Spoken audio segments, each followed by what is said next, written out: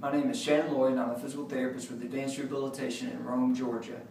I'm here today to talk just for a second about stress fractures. Stress fractures are a condition typically found in the lower leg caused from repeated overuse or stress.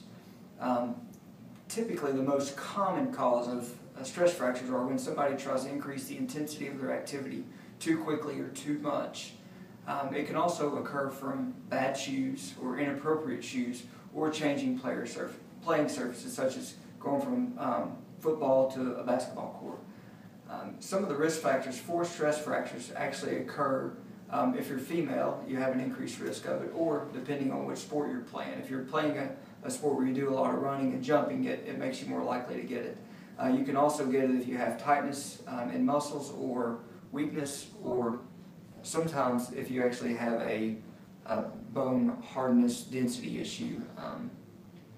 Some of the most common symptoms are typically pretty easy as it relates to stress fractures. Usually you have point tenderness right over the specific area.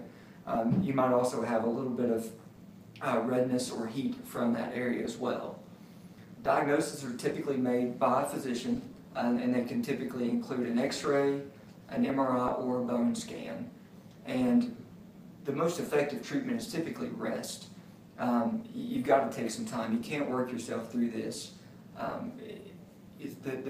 The doctor may actually send you to therapy, and if you do therapy, there's actually a graded progression of exercise where you might go from non-weight bearing to weight bearing gradual with no impact, and then you might slowly introduce a little bit more impact and just gradually and slowly progress through as you need to. Prevention is the best way to treat a stress fracture. Making sure that you're on a good running program, that you have good shoes, and that you have adequate flexibility and strength to try to prevent it, because it's a whole lot easier to prevent it than it is to treat it. Thank you very much.